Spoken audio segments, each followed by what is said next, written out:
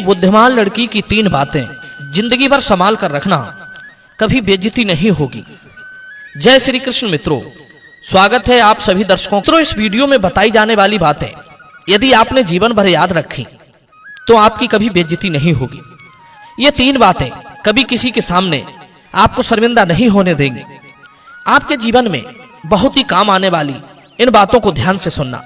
इस कहानी का एक एक शब्द बहुत कीमती है।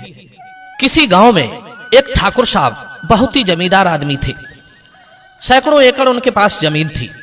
दूर दूर तक वे किसी परिचय के मोहताज नहीं थे। छोटे से लेकर बड़ा हर आदमी ठाकुर साहब को उनके नाम से जानता था। उसी गांव में एक मूंगामल नाम के सेठ रहते थे, जो गांव में एक परचूनी की दुकान चलाते थे।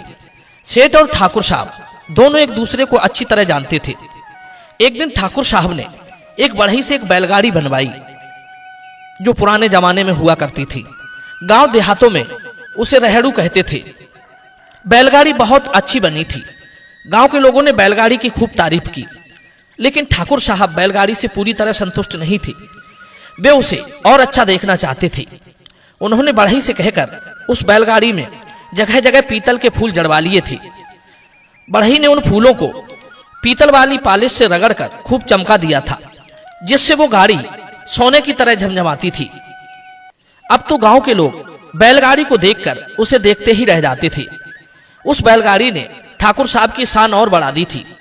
जैसे आज लोग हवाई जहाज में बैठने को तरसते हैं, वैसे ही उस जमाने में गांव के लोग ठाकुर साहब की बैलगाड़ी में बैठने को अपना सौभाग्य समझते थे।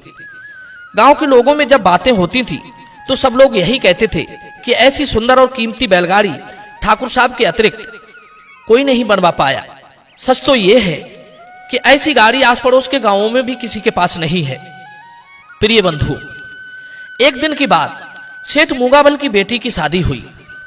गांव से रेलवे स्टेशन कुछ दूर था, तो सेठ ने सोचा कि अगर मेरी बेटी गांव से स्टेशन तक ठाकुर साहब की बैलगाड़ी में बैठकर जाए तो हमारे रिश्तेदारों में हमारी खूब वाहवाही होगी। लोग कहेंगे सेठ ने अपनी बेटी को एक बहुत कीमती और सुंदर बैलगाड़ी में बैठाकर विदा किया। चारों तरफ हमारी प्रशंसा होगी।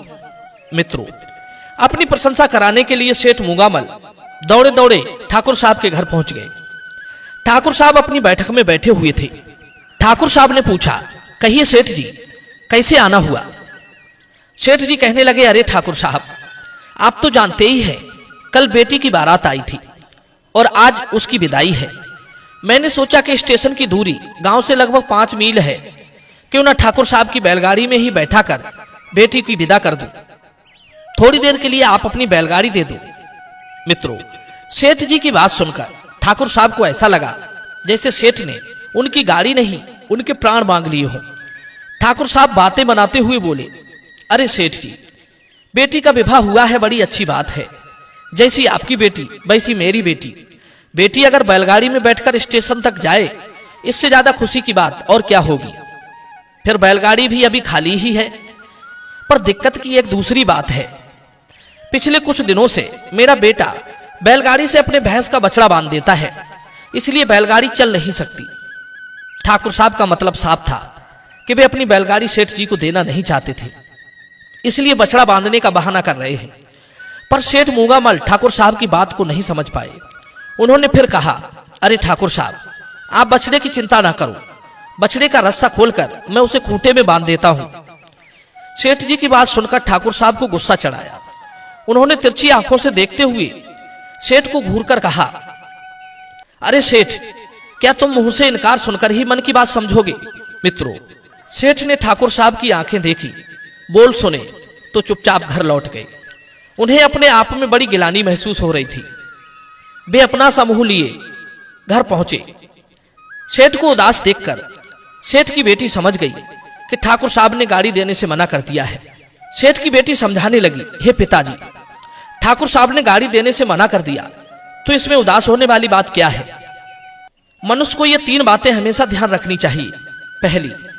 पहले तो ये आदत ही बुरी है कि दूसरे से चीज मांगकर शान बढ़ाई जाए। कुछ लोगों की ये आदत होती है कि कहीं जाएंगे तो किसी के कपड़े मांगेंगे, किसी की घड़ी, किसी की गाड़ी, किसी का घोड़ा तो किसी का कुछ। उनकी ये सबसे बड़ी भूल होती है कि किसी दूसरे की चीज से इज्जत बढ़ जाती है। मान लीजिए यदि एक बार को किसी दूसरे की वस्तु से तुम्हारी प्रशंसा हो भी जाए तो बाद में जब ये बात लोगों को पता चलेगी कि उन्होंने दूसरे की चीज से अपनी शान बढ़ाई है, फिर तो वही लोग उपहास उड़ाने लगेंगे। जो व्यक्ति दूसरे से मांगकर चीजें बरतता है, इससे वो सबकी निगाहों में गिर जाता है और उसकी झूठी शान उखड़ जाती है। दूसरी बात यह है, यदि हमें किसी से कुछ चीज मांगनी ही पड़े तो उस मांगने को हम अपना अधिकार ना माने, किसी से कुछ देने की जिद ना करें और कोई इनकार भी कर दे तो बुरा ना माने।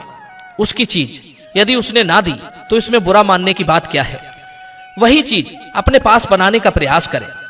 सच्ची शान अपनी ही चीज से होती है, भले ही आपके पास ज्यादा महंगी ना हो। जो हो उसी में आपकी इज्जत है। मनुष्य को दिखावा नहीं करना चाहिए। वो एक कहावत है, जितनी लंबी चादर हो पैर भी उतने ही फैलाने चाहिए।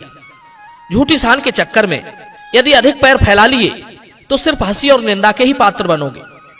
झूठी शान ज्यादा देर नहीं टिकती। तीसरी बात यह है कि हम ऐसे लोगों से ही लेन देन करें जो विश्वासी हों, आपकी समस्या को समझने वाले हों, जिस पर हमारा अधिकार हो, जिस पर हमें भरोसा हो कि हमारे मुंह डालने पर वो इनकार नहीं करेगा, जिससे आपका व्यवहार पहले से चलता आया हो, जिसके लिए आपने कभी अपने द्वार से निराश ना किया हो, काम पड़ने पर आपने उसे बिना मांगे दिया हो।